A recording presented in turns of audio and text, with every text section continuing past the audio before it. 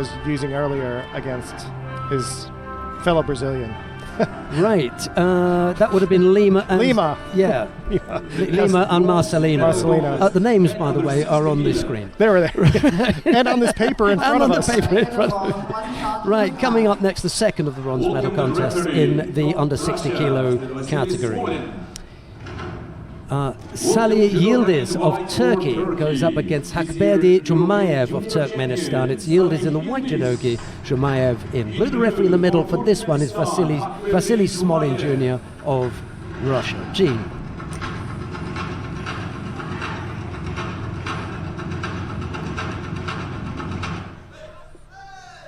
Man, those are some drums.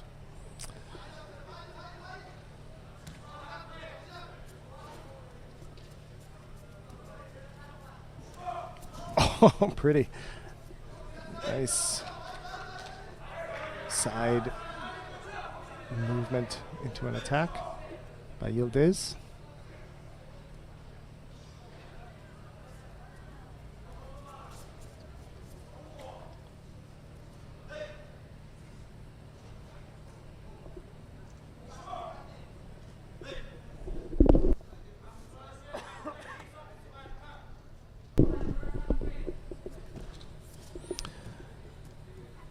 Yıldız has really been driving, but Jumayev is very, very difficult to move.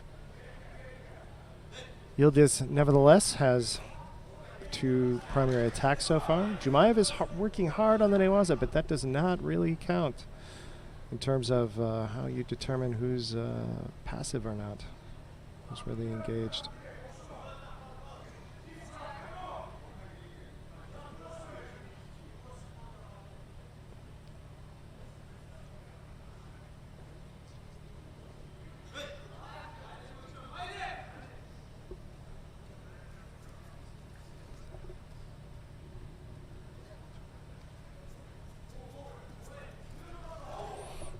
Jumayev in for an Uchimata, but Yıldız okay. Yıldız is diving there a little bit.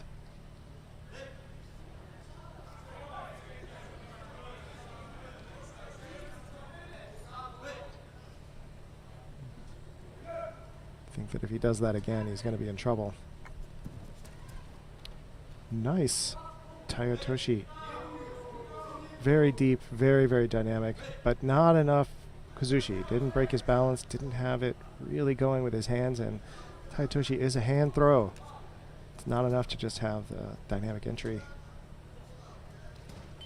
And Yıldız in for his own very, very low kataguruma. But Jumayev scrambling. 2 very evenly matched players. Very similar styles of play as we've seen several times in the tournament so far.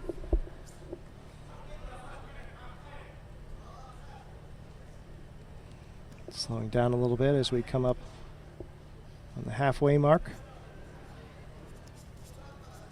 After that initial scramble.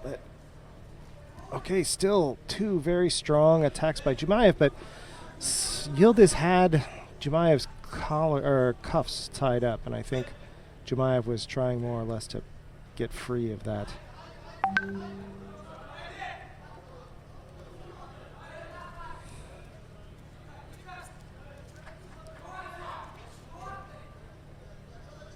Jumayev coming in several times, trying to get that Uchimata, but again, his hands are not in the place where they need to be. And so Yıldız is able to block each one, step around it, never really being threatened. Getting some real newaza action going here. Jumayev trying to go for a pin, but Yıldız dragging him around to a neutral position.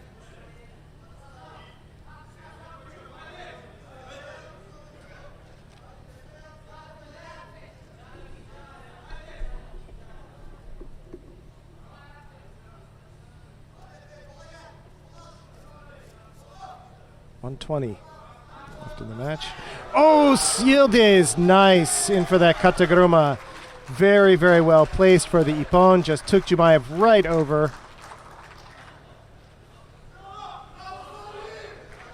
Yes. And go on. I'm just saying he did an excellent job of going right into the osekomi and not letting go until he was absolutely sure that the point had been called.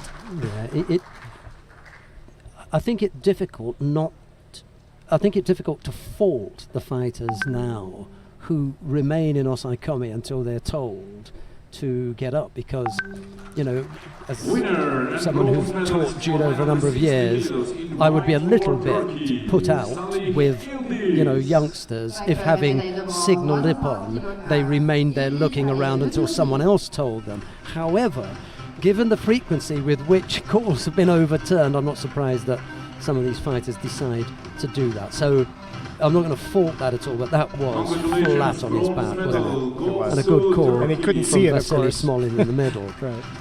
He couldn't see the call. Look how deep he gets here. And his head is perfectly placed. Look at that. Right in the armpit. Bringing him through. Nice elevation. And then down into